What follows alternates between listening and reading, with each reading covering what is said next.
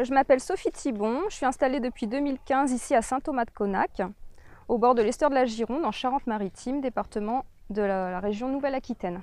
Donc j'ai choisi de travailler avec la chèvre poitevine, une race de chèvre connue pour ses qualités fromagères.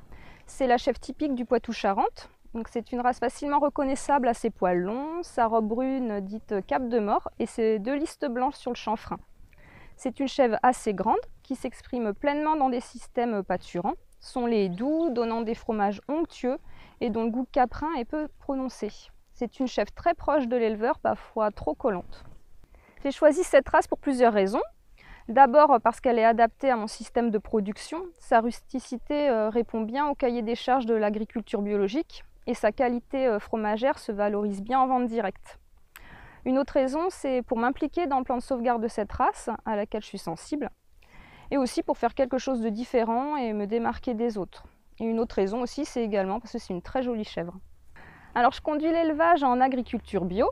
J'ai actuellement 45 chèvres, 18 chevrettes et 2 boucs. Elles pâturent dans la prairie et les coteaux autour de la ferme toute l'année, dès que la météo le permet.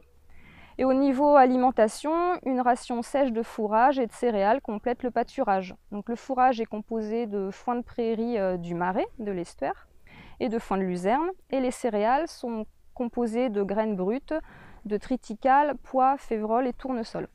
Donc, au niveau de la traite des chèvres, j'ai choisi un système en monotraite, c'est-à-dire une seule traite par jour et le matin. Donc la monotraite elle a plusieurs avantages pour moi.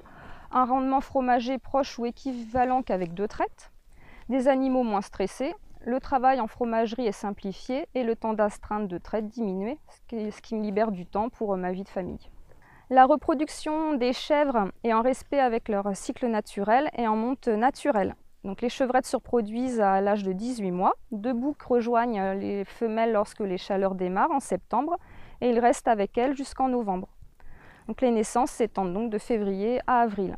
Donc, tous les chevreaux et chevrettes sont élevés au biberon jusqu'à l'âge de 3 mois. Les mâles vont être destinés à de la viande de chevreau, donc vendue entre 2 et 3 mois, et je les commercialise en vente directe sous forme de colis. Donc quelques-uns sont vendus en reproducteur. Ensuite, pour les chevrettes, j'en garde une partie pour le renouvellement de mon troupeau et les autres sont vendus à des éleveurs ou à des particuliers. Alors, je transforme tout le lait des chèvres à la ferme. Je fais des fromages essentiellement sous forme de fromage lactique, de différentes formes, sous forme de carrés, de palets, de briques, de pyramides, de bûches, donc aussi bien en frais qu'affinés, épicés ou aromatisés. Je fais également des fromages type pâte molle en forme de cœur. Je fais aussi des fromages type pâte pressée sous forme de tomes et tomate.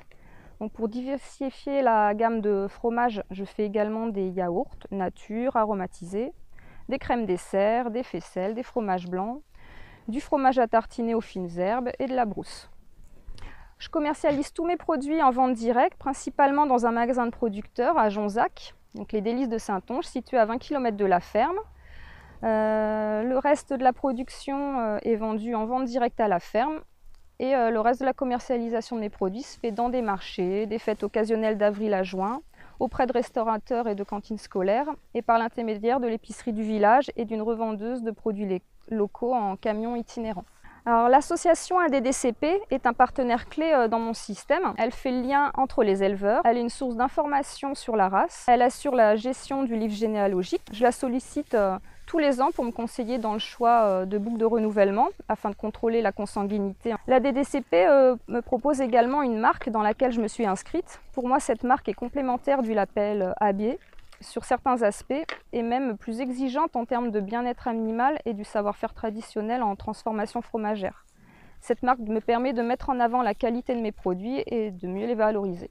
Donc l'association de la chèvre poitevine existe depuis le début des années 86 avec une poignée d'éleveurs qui ont recensé les dernières spécimens qu'il y avait en Poitou-Charentes et autres régions. On était à une douzaine d'éleveurs à tout casser pour 600 chèvres, donc c'était un tout petit effectif. Très vite, le problème de consanguinité s'est posé. Et au fur et à mesure du temps, et le recensement qui s'est fait a permis de développer les effectifs pour atteindre aujourd'hui un nombre supérieur à 4500 chèvres. Donc là, avec maintenant 170 éleveurs, dont une petite centaine qui sont des éleveurs professionnels, donc qui transforment le lait de chèvre poitevine en fromage. Et le reste sont des éleveurs amateurs.